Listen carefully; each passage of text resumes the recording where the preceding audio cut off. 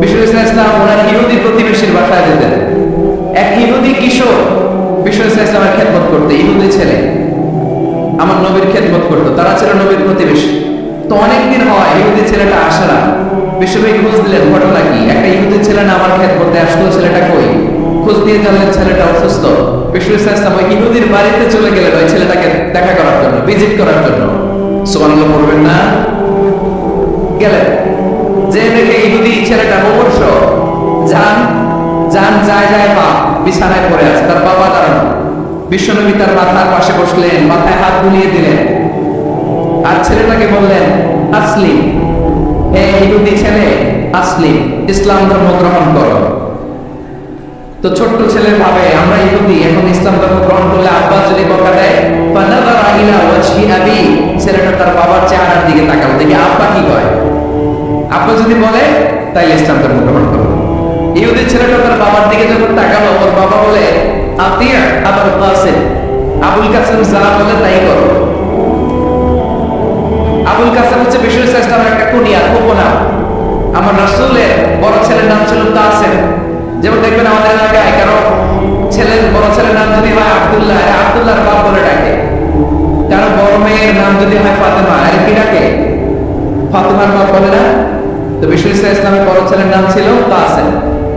ইহুদি বাবা বলল আতিয়া আবুল কাসিম, আবুল কাসিম যা বলে তাই শোনো, মানে মুহাম্মদ যা বলে তাই শোনো। এই কথা শুনে ছেলে সাহস পাইছে, ছেলে আবার পড়তে আরম্ভ করলো আশহাদু আল্লা ইলাহা ইল্লাল্লাহ ওয়া আশহাদু আন্না মুহাম্মাদার রাসূলুল্লাহ, পড়ে আল্লাহু আকবার। বিশ্বনবীর আহ্বান শুনে ওই আহ্বানে সাড়া দিয়ে ইহুদি ছেলে শাহাদা পড়ে মুসলমান হয়ে গেল। তার হৃদয়টার ঈমানের নূর দিয়ে আলোকিত করে দিল কে?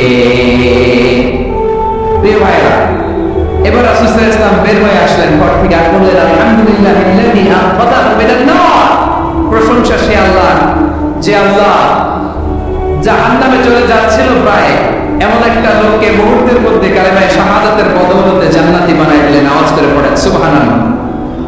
এই হাদিস থেকে আমরা কি শিখলাম? What is the moral of the story?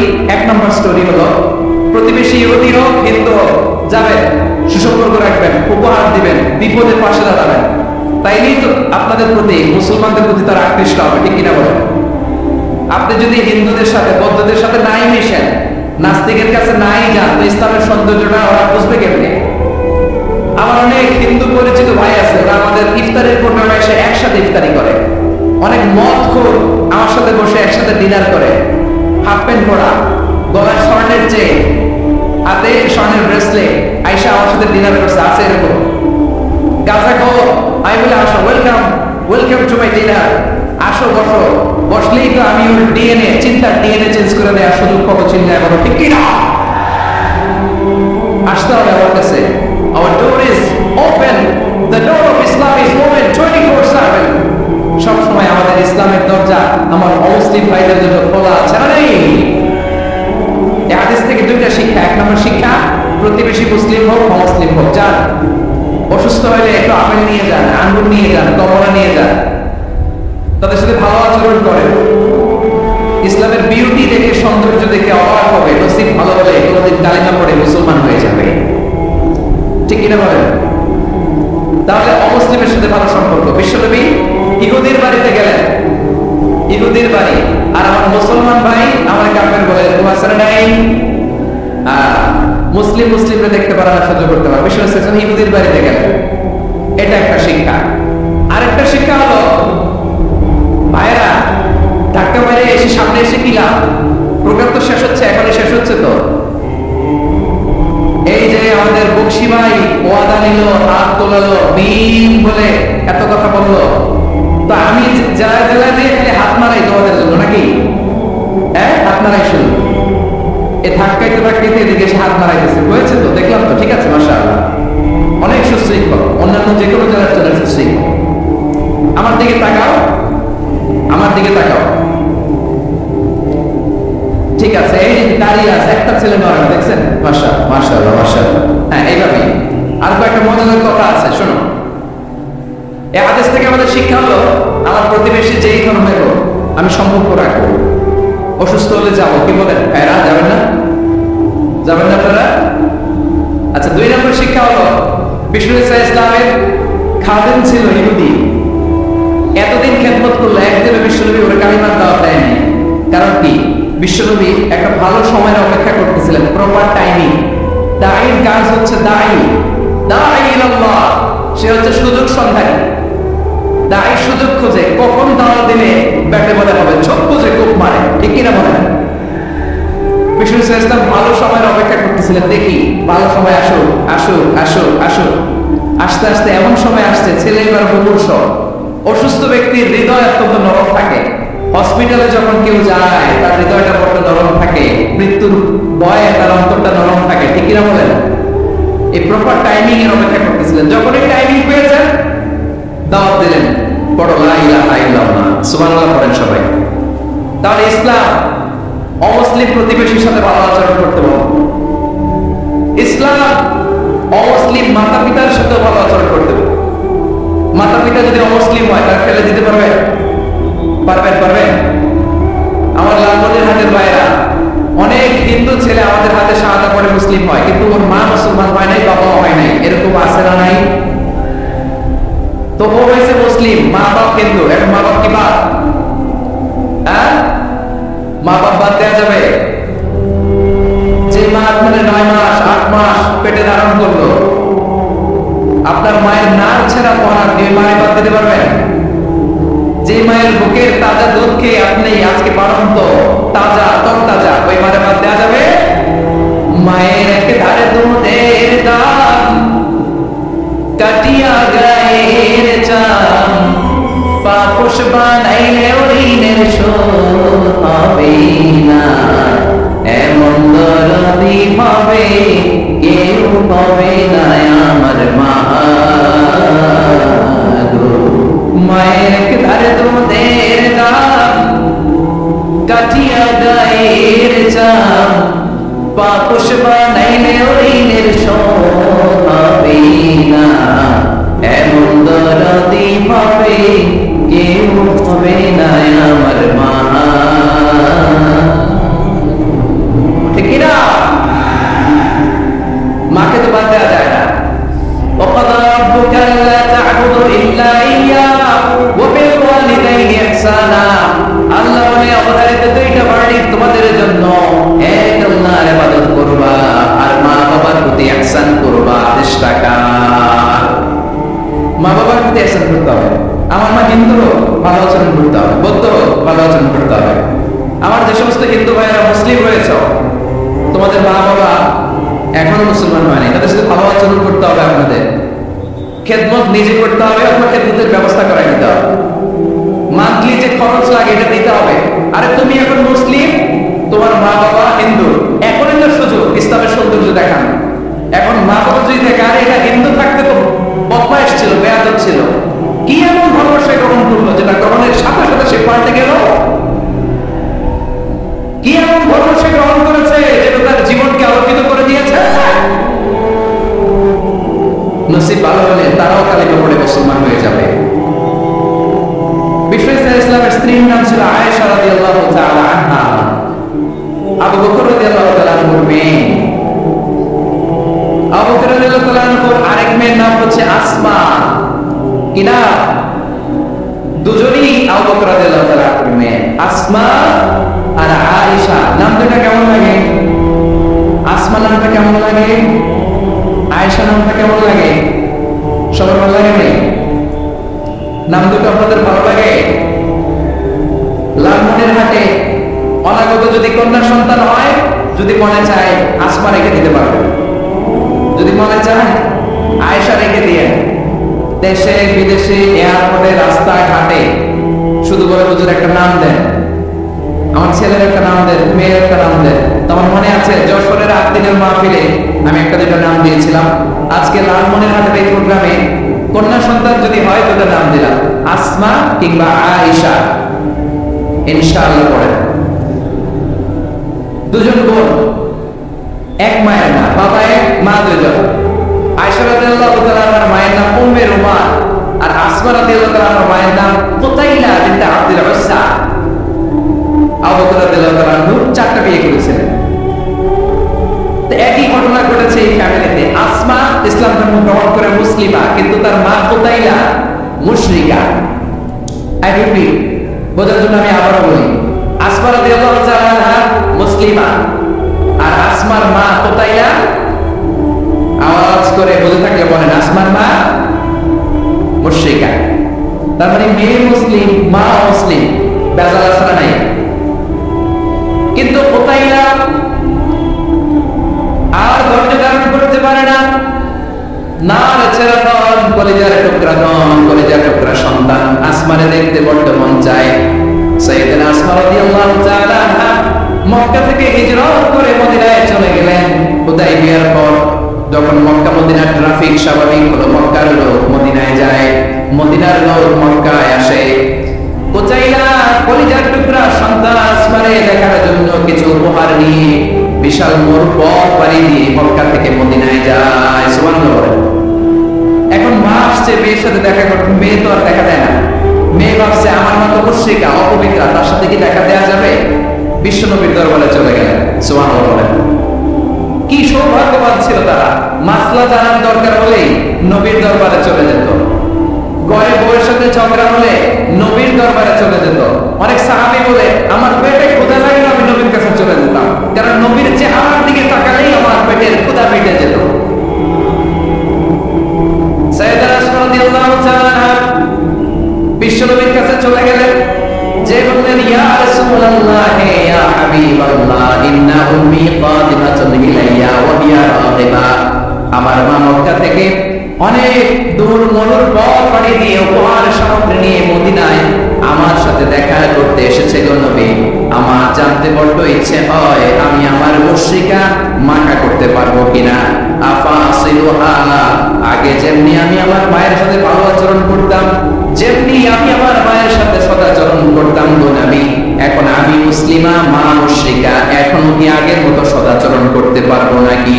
বিশ্বনবী বললেন, নাম সিরিহা, এরে আসমা, অবশ্যই অবশ্যই, আগে ঠিক যেমন তুমি তোমার মায়ের সাথে ভালো আচরণ করতে, এখনো তেমনি আগের মতো ভালো আচরণ করবা।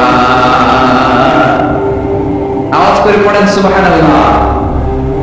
কি ইসলাম আমরা পেয়েছি!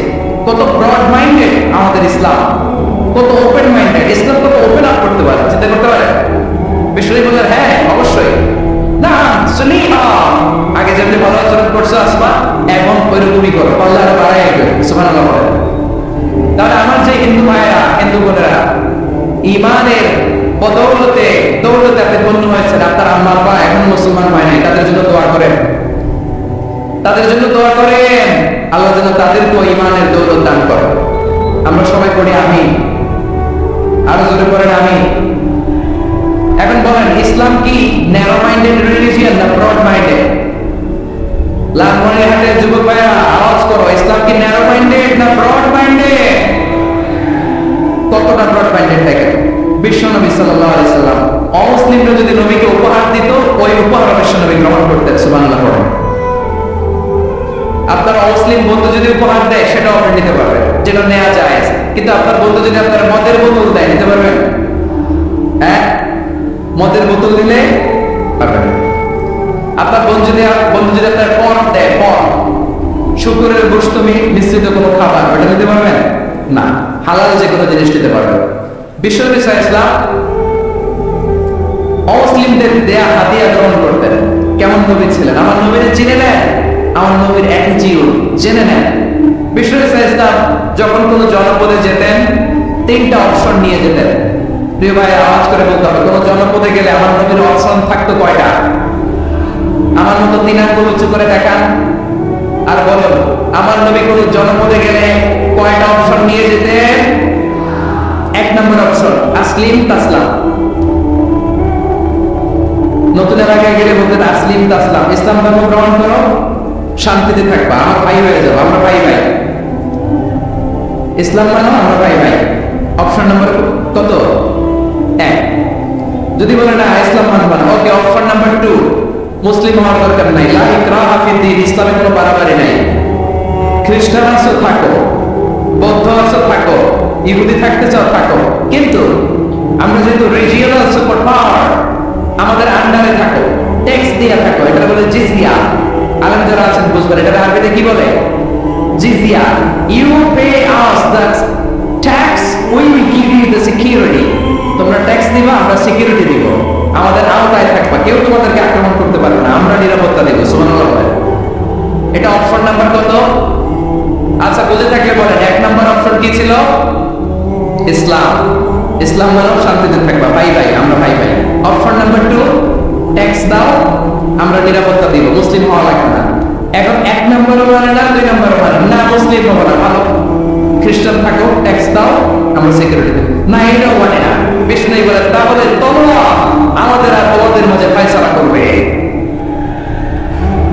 মুসলিম হওয়া না, ট্যাক্স দিবা, নিরাপত্তা দিব, আমাদের আমরা সুপার পাওয়ার, আমাদের আন্ডারে থাকবে, এটাও না। তাহলে তোমাদেরকে তো আমরা বিশ্বাস করতে পারি না, কখন না কখন বিশ্বাসঘাতকতা করো, কার সাথে মিলে হাত মিলাও, তলোয়ার আমাদের মাঝে ফয়সালা করবে। তখন তিনি জিহাদের সশস্ত্র সংগ্রামের ঘোষণা দিতেন। সুবহানাল্লাহ পড়ে দেখেন, পশ্চিমারা জিহাদকে এইভাবে চিত্রায়িত করে না। ওরা জিহাদ বলতে বোঝায় তলোয়ার, হাত কাটো, গলা কাটো না। জিহাদ সশস্ত্র সংগ্রাম 3 নম্বরে।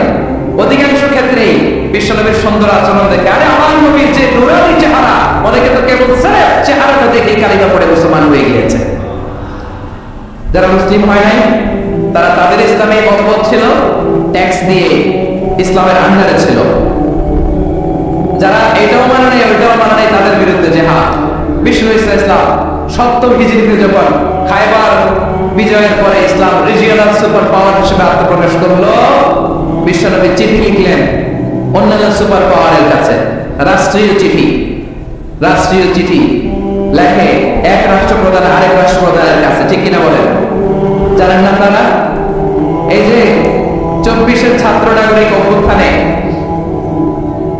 এই অভ্যুত্থান যখন শুরু হয়, আমি তখন সাউথ আফ্রিকাতে একটা স্ট্যাটাস দিয়েছিলাম, গোটা নয় গোটা দেশ সংস্কার করা লাগবে। শুধু বাংলাদেশ নয়, সারা বিশ্বের বাংলা ভাষাভাষী লোকেরা এই আন্দোলনের সাথে সমর্থন তারা করেছে, এটাকে সাপোর্ট করেছে, তারা সমর্থন দিয়েছে। আমাদের ইউনাইটেড আরব আমিরাতের বাংলাদেশি ভাইরা তারা সেখানে রাস্তায় নেমে এসেছিল, জানেন? ওইখানে ডেমনস্ট্রেশন করা যায় না, সেখানকার সরকার তাদেরকে যাবজ্জীবন দিয়েছিল। তখন আমাদের এই যে প্রধান উপদেষ্টা ডক্টর মোহাম্মদ ইউনূস সরাসরি জি টু জি বলে যাবে, G to G, government to government, G to G, উনি চিঠি লিখলেন যে তাদেরকে, ইউর হাইনেস, এ সম্মানিত আমি, আপনি আমার এই চিঠির কারণে আমার সম্মানে এই 53 জন বাংলাদেশিকে মাফ করে দেন। এই চিঠির বদৌলতে বেকসুর খালাস পেয়ে গিয়েছিল আমাদের ভাইরা, জানেন না এই ঘটনা আপনারা? তাহলে গভর্নমেন্ট টু গভর্নমেন্ট চিঠি দেওয়া হয়। 7ম হিজরিতে বিষ্ণু ইসলাম সব সুপার পাওয়ারের কাছে চিঠি দিলেন, রোমান সম্রাটের কাছে, পারস্য অধিপতির কাছে, মিশরের অধিপতির কাছে, সবার কাছে চিঠি লিখলেন।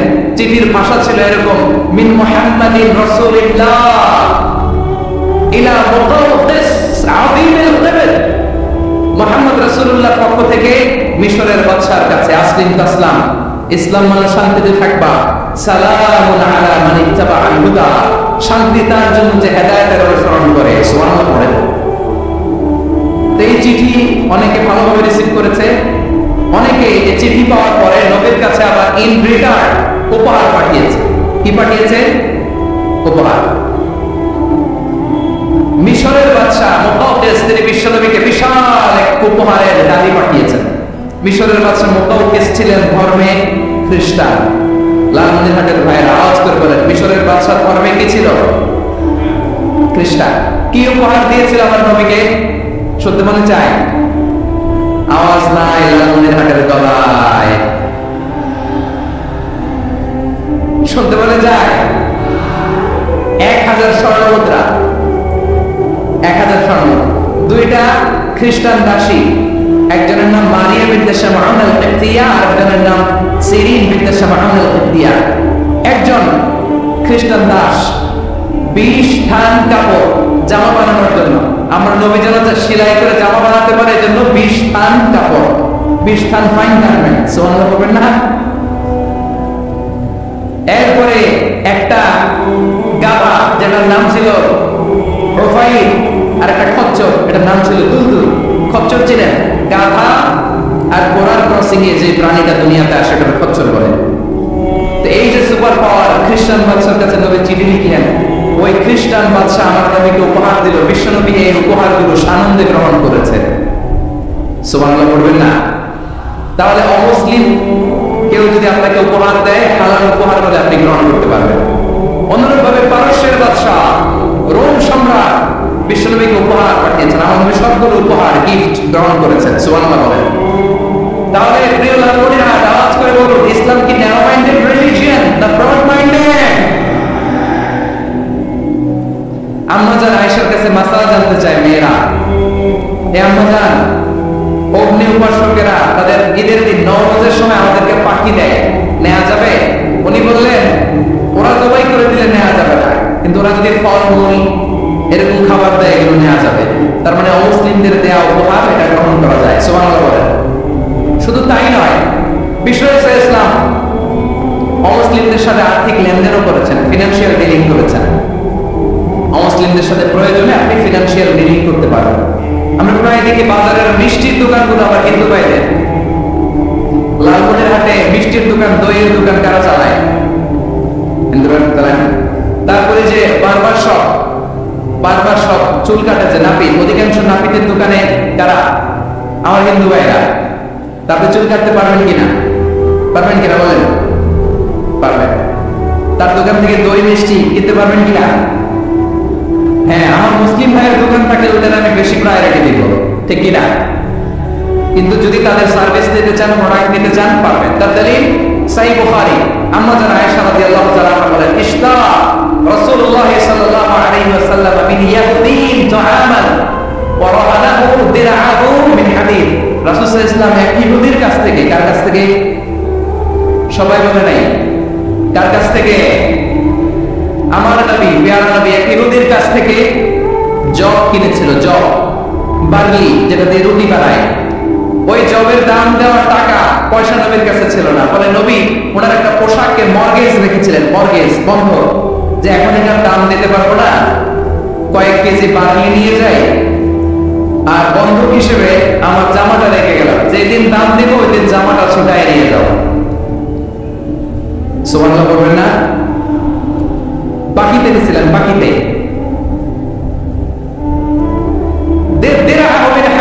লোহার তৈরি গর্ব, মানে যুদ্ধের পোশাক, লোহা দিয়ে বানানো।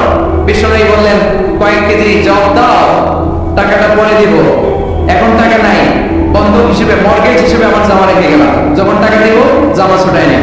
আওয়াজ করে বলতে হবে সুবহানাল্লাহ। এতে কি বোঝা গেল অমুসলিমদের সাথে ফিনান্সিয়াল ডিলিং করা যায়, অর্থনৈতিক লেনদেন করা যায়, কেনাবেচা করা যায়, প্রোডাক্ট কেনা যায়। এমনকি আমাদের মসজিদে নববীতে বারান্দায় আপনার একটা অটোমেটিক ফ্লাইং আমব্রেলা দেখছেন? সূর্য যখন বাড়ে মসজিদে নববীর বারান্দায়, ইয়ার্ডের মধ্যে অটোমেটিক্যালি কিছু আমব্রেলা আছে, সাঁ করে খুলে যায়, আর সূর্যের তাপ লাগে না। আবার সন্ধ্যাবেলায় এই আমব্রেলাগুলো ওরা ক্লোজ করে ফেলে, দেখেন নাই না? দেখছেন? এই মসজিদে নববীকে সর্বোচ্চ উন্নত মানের কনস্ট্রাকশন ইনফ্রাস্ট্রাকচার ডেভেলপ করার জন্য কর্তৃপক্ষ কিছু অমুসলিম ইঞ্জিনিয়ারের, ডিজাইনারের সহায়তা নিয়েছিল। সুবহানাল্লাহ বলেন। কোন দলিলের ভিত্তিতে? এই দলিলের ভিত্তিতে যে বিশ্ব ইসলাম অমুসলিমদের সাথে লেনদেন করেছেন। আওয়াজ করে বলতে হবে আল্লাহু আকবার। শুধু তাই নয়, ইন কেস অফ ইমার্জেন্সি, প্রয়োজনে ইসলামের খাতিরে, ইসলামকে সামনের দিকে এগিয়ে নিয়ে যাওয়ার জন্য অমুসলিমদের সাপোর্ট নেওয়া যায় আছে। সুবহানাল্লাহ বলেন। অমুসলিমদের সাপোর্ট নেয়া, তাদের থেকে অর্থ নেয়া, পলিটিক্যাল সাপোর্ট, পলিটিক্যাল অ্যাসাইলাম নেওয়া যায়। আমাদের অনেক বিশ্ববরেণ্য দায়ীরা আমেরিকায় অস্থায়ীভাবে অ্যাসাইলাম নিয়ে থাকে, নিজের দেশে গেলে ফাঁসিতে ঝুলাই দিবে। যুগ যুগ ধরে দায়ীদের উপরে এরকম অত্যাচার আর নির্যাতন আসরে নাই। কিছু দুষ্ট লোক আছে, তারা আমাদের সম্পর্কের মধ্যে ফাটল ধরাতে চায়, ঠিক কিনা বলেন? মাঝে মাঝে ঝগড়া লাগাতে চায়।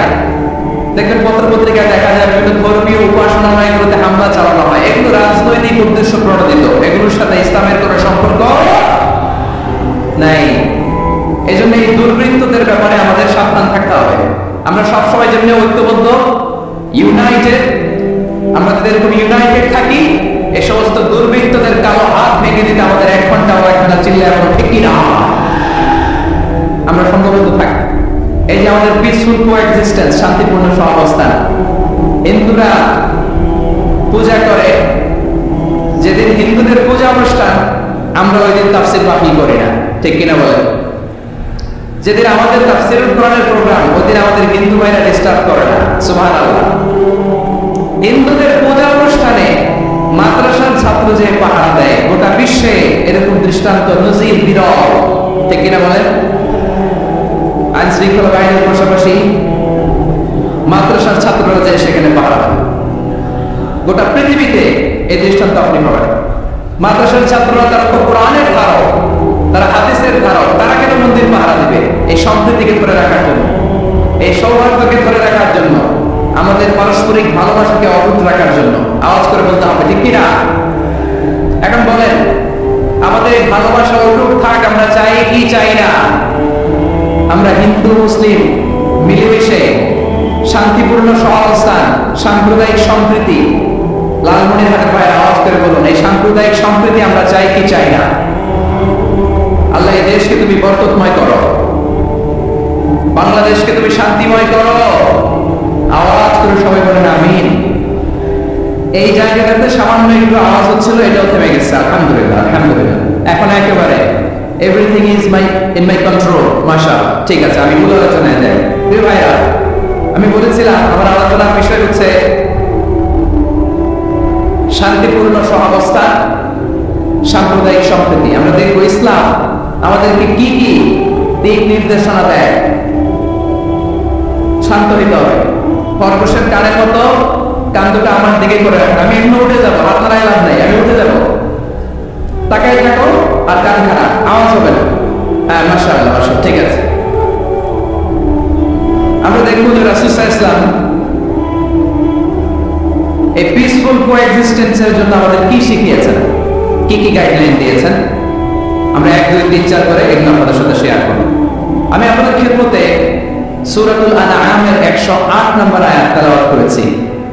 এখানে আল্লাহ রাব্বুল ইজ্জা ওয়া জালাল তিনি ইরশাদ করছেন, ওয়ালা তাসুবুল্লাযীনা ইয়াদউনা মিন দুনিল্লাহি ফায়াসুবুল্লাহা আদওয়ান বিগাইরি ইলম কাযালিকা যায়্যানা লিকুল্লি উম্মাতিন আমালাহুম সুম্মা ইলা রাব্বিহিম মারজিউহুম ফায়ুনাব্বিউহুম বিমা কানু ইয়ামালুন।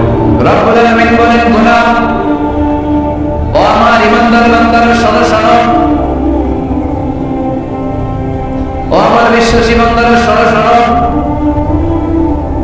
লা তাসুবুল্লাযীনা ইয়াদউনা মিন দুনিল্লাহ ফায়াসুবুল্লাহা আদওয়ান বিগাইরি ইলম।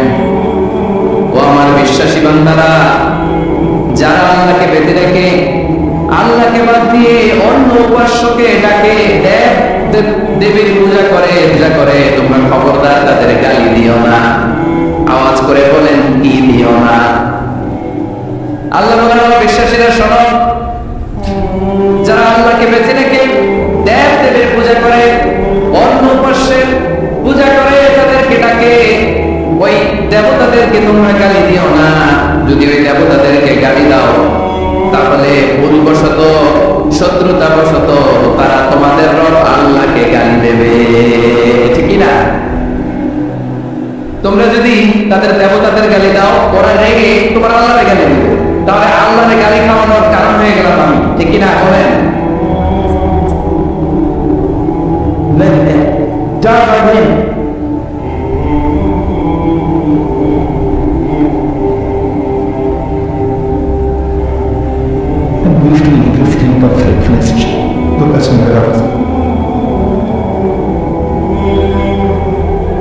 সম্মানিত ভাইরা, এত বিশাল প্রোগ্রাম, মাইকের একটা সেটআপ থাকে, তারপরে অনেক সময় নড়ে যায়, ধাক্কাধাক্কিতে ডিসপ্লেস হয়, একটু ঝামেলা হবে।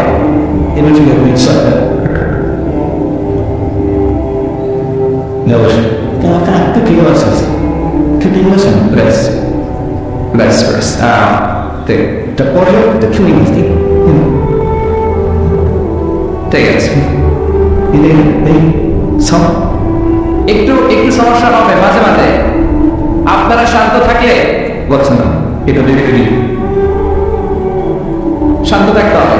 এইভাবে সাউন্ড নাই, এই নাই, এই বলতে বলতে আমার সময় নাই, উঠে যেতে হবে। এগুলো বোকামি। এই বিভাগীয় প্রোগ্রামগুলোতে যাই, চিৎকার চেঁচামেচি করে তোমরা আসো, সময় শেষ আমাকে উঠে যেতে হয়, আমরা তো বঞ্চিত হলাম। গুরুত্বপূর্ণ অনেক কথা শোনাবো তোমাদের, অনেক। প্রিয় ভাইরা, আপনারা শান্ত হয়ে বসুন, শান্ত হয়ে। রব্বুল আলামিন বলেন, খবরদার বিশ্বাসীরা, আল্লাহ ছাড়া যারা অন্যান্য উপাস্যদেরকে ডাকে, দেবতাদেরকে ডাকে, তাদেরকে তোমরা গালি দিও না। ওই সমস্ত দেবতাদেরকে যদি তোমরা গালি দাও, তাহলে তারা আল্লাহকে গালি দিবে, ঠিক কিনা বলে? আমরা দেবতাদের গালি দিলে ওরা আল্লাহকে গালি দিবে। রব্বুল আলামিন বলেন, খবরদার দেবতাদেরকে গালি দিও না, তাহলে ওরা তোমার রব আল্লাহকে গালি দেবে। প্রতিটি জাতির জন্য তাদের কাজকে আমি আল্লাহ সুশোভিত করে রেখেছি, তারা সবাই একদিন আমার কাছেই ফিরে আসবে। এরপর আমি রব্বুল আলামিন তাদের আমলনামা তাদেরকে জানিয়ে দেব। সুবহানাল্লাহ পড়ে। প্রিয় ভাইরা, আল্লাহ তাআলা বলেছেন, খবরদার গালি দিও না। আদেশটা কার? আওয়াজ করে বলেন তো। হিন্দুদের দেবতা দেবদেবীদেরকে গালি দেওয়া যাবে না। আওয়াজ করে বলুন প্রিয় ভাইরা, এই আদেশটা কার? এই আপনাদের গলার আওয়াজ। অন্য ধর্মের দেবতাদেরকে যে গালি দেওয়া যাবে না, এই আদেশটা কার? আরো জোরে বলুন, কার? গালি দিবেন কোন দেবতাকে? দিবেন? যদি দেন তাহলে ওরা আল্লাহরে গালি দিবে। তাহলে আল্লাহরে গালি খাওয়াটা কে? আপনি, ঠিক কিনা বলেন? আমি আল্লাহকে গালি খাওয়ানোর কারণ হলাম, কারণ আমি যদি গালি না দিতাম ওরা আমার রবকে গালি দিত না। আওয়াজ করে বলেন, ঠিক কিনা? তাহলে প্রিয় ভাইয়েরা, ইসলাম আমাদেরকে শিখায়, সূরাতুল আনআমের 108 নম্বর আয়াত থেকে আমরা বুঝলাম, কোন ধর্মকে ছোট করা যাবে না। অন্য ধর্মকে ছোট করা মানে ইসলামকে ছোট করা। অন্য ধর্মের দেবতাকে গালি দেওয়া মানে আল্লাহকে গালি খাওয়া। আওয়াজ করে বলেন, ঠিক কিনা? খবরদার, এটা করা যাবে না। আর অন্য ধর্মের দেবতাকে যদি আপনি গালি দেন, ওরা ইসলাম থেকে দূরে সরে যাবে। যাও ইসলামের প্রতি আকৃষ্ট হয়েছিল, আর কোনোদিন ইসলামের ধারে কাছে আসবে না। আওয়াজ করে বলেন, ঠিক কিনা? এজন্য কখনো কোনোদিন অন্য ধর্মের দেবতাদেরকে গালি দেওয়া যাবে না। অন্য ধর্মের কোন দেবতাদেরকে আমরা গালি দিব না, গালি দিব না। বরং ইসলামের beauty, the beauty of Islam, ইসলামের সৌন্দর্যকে আমরা তুলে ধরবো। আমরা যদি বিশ্বনবী সাল্লাল্লাহু আলাইহি ওয়াসাল্লামের জীবনের দিকে তাকাই, তাহলে আমি দেখবো বিশ্বনবী সাল্লাল্লাহু আলাইহি ওয়াসাল্লাম মক্কাতে কিংবা মদিনাতে অন্য ধর্মের লোকদের সাথে খুব পিসফুলি লাইফ লিড করেছেন। হোক মুশরিক, হোক খ্রিস্টান, হোক ইহুদি, বিশ্বনবী সবার সাথে মিলেমিশে ছিলেন। আলহামদুলিল্লাহ বলেন। ইসলাম হচ্ছে পিসফুল রিলিজিয়ন। অন্য ধর্মের প্রতি সহনশীলতার সবক ইসলাম আমাদেরকে দেয়। কিন্তু প্রতিটি মুসলিমের এটা মনে রাখতে হবে, আল্লাহর কাছে পছন্দনীয় গ্রহণযোগ্য ধর্ম, জীবনাদর্শ একটি, সেটা হচ্ছে ইসলাম। আওয়াজ করে বলেন, সেটা কি? লালমদিনার ভাইরা, আওয়াজ করে বলুন, আল্লাহর কাছে মনোনীত ধর্ম একটি, সেটা কি? এজন্য রব্বুল আলামিন বলেন, ইন্নাদ দীনা ইনদাল্লাহিল ইসলাম, আল্লাহর কাছে মনোনীত গ্রহণযোগ্য অ্যাকসেপ্টেড ধর্ম মতাদর্শ একটা, সেটা হলো ইসলাম। ইসলাম ছাড়া অন্য কোন ধর্ম যদি কেউ তালাশ করে, তার ওই ধর্ম আল্লাহ গ্রহণ করবে না। ওমাইয়াবতাগি গায়রাল ইসলামি দীনান ফালান ইউকবালা মিনহু ওয়া হুয়া ফিল আখিরাতি মিনাল খাসিরিন।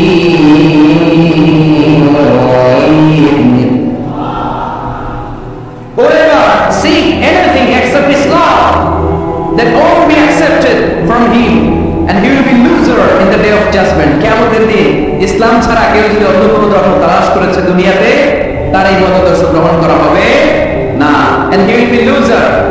সে হবে লুজার, ক্ষতিগ্রস্ত। হাই হাই কোম্পানির ম্যানেজার, ওর আমও শেষ, সালাও শেষ। আওয়াজ করে বলেন, ঠিক কি না? এজন্য ইসলাম পেয়ে আমরা খুশি না বেজার?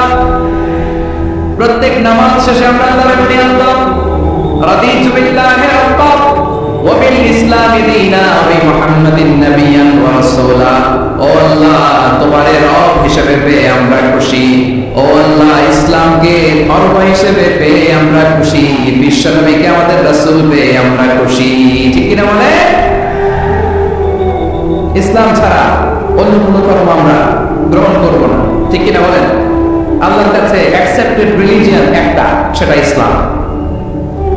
তো বিশ্বনবী সাল্লাল্লাহু আলাইহি ওয়াসাল্লাম মক্কাতে কিংবা মদিনাতে খুব পিসফুলি এক্সিস্ট করেছেন, যে কোনো ধর্মের সাথে মিলেমিশে চলেছেন। তার প্রমাণ আমরা যদি রাসূল সাল্লাল্লাহু আলাইহি ওয়াসাল্লামের বায়োগ্রাফির দিকে তাকাই, তাহলে দেখব তিনি মুশরিকদের সাথে পিস ট্রিটি করেন। আবার বিশ্বনবী বলেন, লা তুসাদ্দুর রিহান ইল্লা ইলা সালাসাতি মাসাজিদা, এই দুনিয়ার বুকে তিনটা মসজিদের দিকে শুধু বিশেষ সওয়াবের উদ্দেশ্যে ভ্রমণ করা যায়। এই তিনটা মসজিদ ছাড়া বিশেষ সওয়াবের উদ্দেশ্যে পৃথিবীর কোন মসজিদে ভ্রমণ করা যাবে। আপনি ডিজাইন দেখতে যেতে পারবেন। এই যে বললেন যে কি একটা হয়েছে 200 কত গম্বুজ, 201 গম্বুজ সুন্দর একটা বানাইছে, দেখতে যাই, যাওয়া যাবে। নামাজ পড়তে মনে চায় ওইটাই যাওয়া যাবে, কিন্তু ওইখানে বেশি সওয়াব হবে, এই নিয়তে যাওয়া যাবে। You cannot say it in a journey expecting special virtue except 3 mosques: the Mosque of Haram, the Mosque al-Nabawi, the Masjid al-Aqsa। ঠিক কি না? এই তিনটা মসজিদ ছাড়া বিশেষ সওয়াবের নিয়তে পৃথিবীর কোন মসজিদে ভ্রমণ করা যায় না, তবে দেখতে যাওয়া যায়। এটার আর্কিটেকচারাল ডিজাইন দেখার জন্য, এটার ক্যালিগ্রাফিক্যাল ডিজাইন, এটার ইকোসিস্টেম, এটা কেমন করে করেছে, কতটুকু জায়গা, ডিজাইনটা কেমন, এটা দেখার জন্য যেতে পারবেন। কিন্তু ওই 201 গম্বুজে নামাজ পড়লে সওয়াব 3 গুণ হবে, এরকম ধারণা করা যাবে? বাইতুল মুকাররমে পড়লে এত গুণ সওয়াব, এই ধারণা করা যাবে? এই যে চলে আসছে 201 গম্বুজ, আমি দেখতেছি, আপনারা পাবেন না দেখতে। আগে দেখে গেছে, মাশাআল্লাহ মাশাআল্লাহ, সুন্দর। আরো কিছু পরামর্শ দিবেন, শেষে দিচ্ছি আমি। কষ্ট দিচ্ছে আপনাদের, জিমাই করতেছেন, আর কয়েক মিনিট শুনবেন। তিনটা মসজিদের নিয়ত করে যাওয়া যায়। 1 নম্বরে মসজিদে হারাম, 1 নম্বরে কি? ইন্না আউওয়ালা বাইতিন উদিআ লিন-নাসি লাল্লাযী বিবাক্কাতা মুবারাকা, সর্বপ্রথম যে ঘরটা আল্লাহ তাআলা জমিনের মধ্যে স্থাপন করলেন, ওই ঘরটা হলো মসজিদুল হারামের মাঝখানের কাবা ঘর। এই ঘরটা অবস্থিত যে শহরের মধ্যে, শহরের নাম বাক্কা, এখনকার নাম মক্কা। সুবহানাল্লাহ পড়েন। মক্কার আগের নাম বাক্কা, কোরআনে বাক্কার কথা আছে। এবং হজম করতে গেলে দেখবেন যে অনেক হোটেল আছে, হোটেলের নাম ফুন্দুক বাক্কা। ফুন্দুক বাক্কা মানে বাক্কা হোটেল। মক্কার আগের নাম কি? বাক্কা।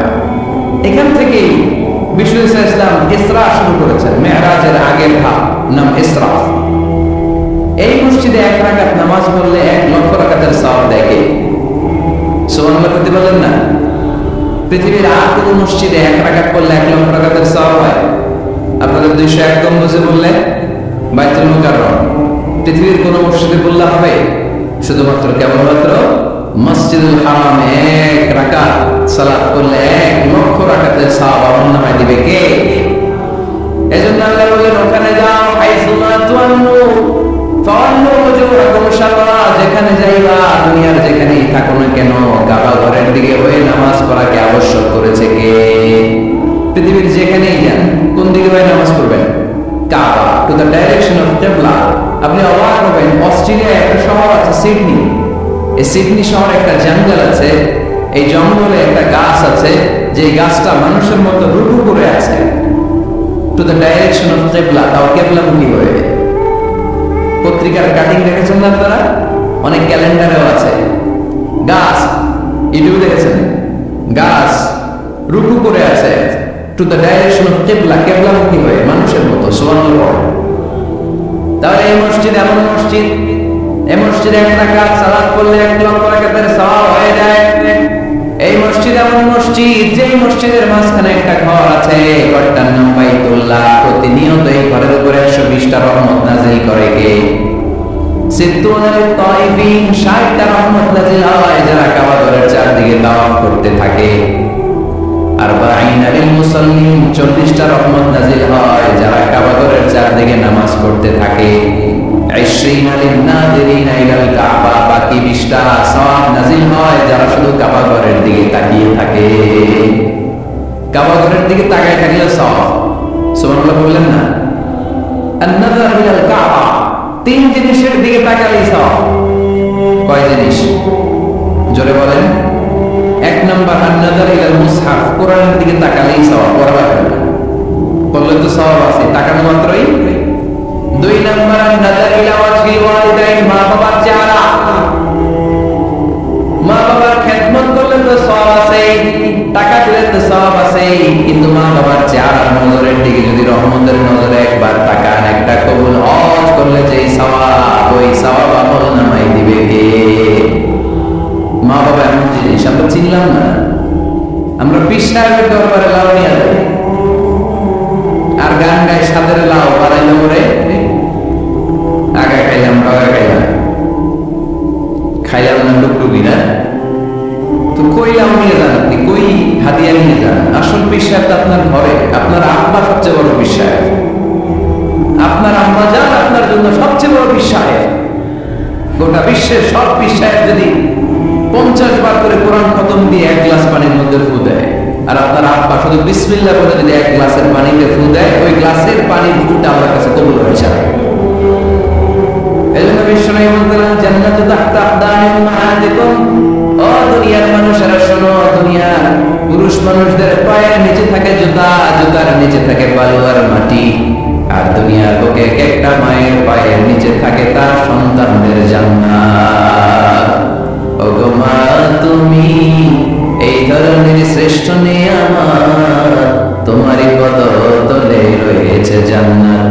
ওগো মা তুমি এই ধরনের শ্রেষ্ঠ নিয়ামত, তোমারই পদতলে রয়েছে জান্নাত। সুবহানাল্লাহ। কি মা? এই মারে আমরা চিনি না। লাউ কাতা'তা জিলদাক, তোমার গায়ের চামড়া কেটেও যদি মাকে জুতো বানিয়ে দাও, ওই যে ছোটবেলায় দুধ খাইছিলে, এক ঢোক দুধের শোধ আদায় হবে না, এক ঢোক দুধের শোধ আদায় হবে না। ওই মা 3 বার বললেন আল্লাহ রাসূল এই মায়ের কথা। কয়বার? আল্লাহ হাবিব বললেন মা মা মা, তারপরে মা কয়বার? বাবা কয়বার? তার মানে ইসলাম মাকে দিয়েছে স্বর্ণ পদক, ইসলাম মাকে দিয়েছে রৌপ্য পদক, ইসলাম মাকে দিয়েছে ব্রোঞ্জ পদক, বাবাকে দিয়েছে সান্ত্বনা পুরস্কার। ঠিক কিনা? 3 বার যদি মা হয়, একবার যদি বাবা হয়, তাহলে স্বর্ণ পদক কে? রৌপ্য পদক, ব্রোঞ্জ পদক, সান্ত্বনা পুরস্কার। সুবহানাল্লাহ বলেন না? ওই মায়ের চেহারার দিকে যদি রহমতের নজরে একবার তাকান, কবুল হজের সওয়াব আছে না নাই? তাহলে 1 নাম্বার কোরআনের দিকে নজর করলে সওয়াব, 2 নাম্বার মা বাবার চেহারার দিকে নজর করলে সওয়াব, 3 নাম্বার আল্লাহর কাবা ঘরের গিলাফের দিকে যখন নজর করে তাকাবেন, 20টা রহমত নাযিল করবে কে? তাহলে শ্রেষ্ঠ মসজিদ মসজিদে হারাম, শ্রেষ্ঠ মসজিদ।